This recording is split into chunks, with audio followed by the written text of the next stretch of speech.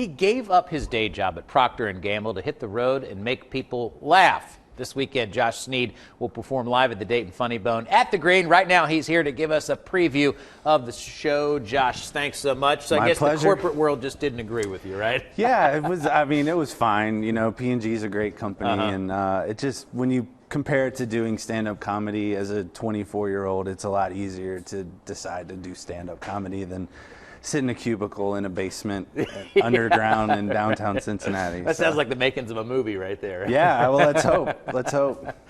So one day you're sitting around, you decide to do this comedy thing. I wonder how your family reacts to that. It's like, good idea, Josh. It's actually funny because my mom retired from P&G. My grandmother retired from P&G. So to them, leaving that job to do anything else for a living was crazy. Right. But to do stand-up comedy was even crazier. But I think they knew where my passion was. And I was young enough that I thought if it didn't pan out, I'd have time to sort of bounce back into, you know, a corporate life. But luckily it did pan out, and that was 13 years ago. Good job. Well, what kind of show can people expect if they come out to the Dayton FunnyBone?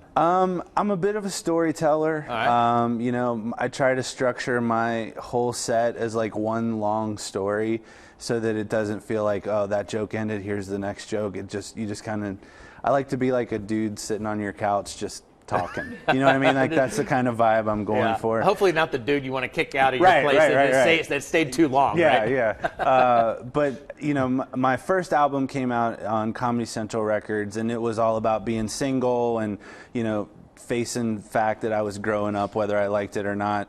And unknowingly to me, my wife was in the audience when I recorded that album. I hadn't met her yet, obviously. Okay. But so now the new album that came out this year has kind of been everything since the last album. I mean, literally, it's engagement, getting married, the pregnancy, and then the first year or so of our son's birth, and then now I'm talking about, you know, parenting a toddler and just. I was going to ask where you got all your material. Relationship is one thing, but pregnancy and going through that. Right. And the early childhood, right, that gives you a lot of material, doesn't it? Yeah, absolutely. I mean, a 3-year-old, I mean, he's just, like, I just sit there with a notepad when I'm home and write down. I mean, he's hilarious, and it's awesome, you know, and I'm lucky that I have a job where I can spend whole days with him, you know, when I'm not on the road and stuff. You ought to be paying him.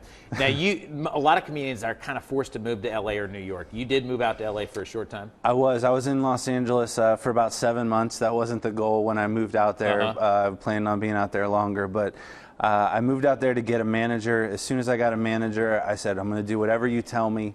And the first thing he said was, I don't want you doing any shows in LA because I want the people who are important to see you at a festival or on television for the first time. So I moved back home because it was pointless to live there. Right. And then a few months after I moved home, I did a festival in Montreal, and then I was on Comedy Central. So he was right. He was right, yeah. And I've never had to leave. Everything I've done has happened while I've stayed in the Cincinnati area. So. Yeah, right here, an Ohio guy, even though you live across the river in Kentucky now, still an Ohio guy. Yeah, absolutely. Josh, thanks so much. My Appreciate pleasure. it. 5 shows this weekend at the FunnyBone at the Green. We'll have more information on fox45now.com. Just click on Fox 45 in the morning. Josh, thanks again. My Appreciate pleasure. it.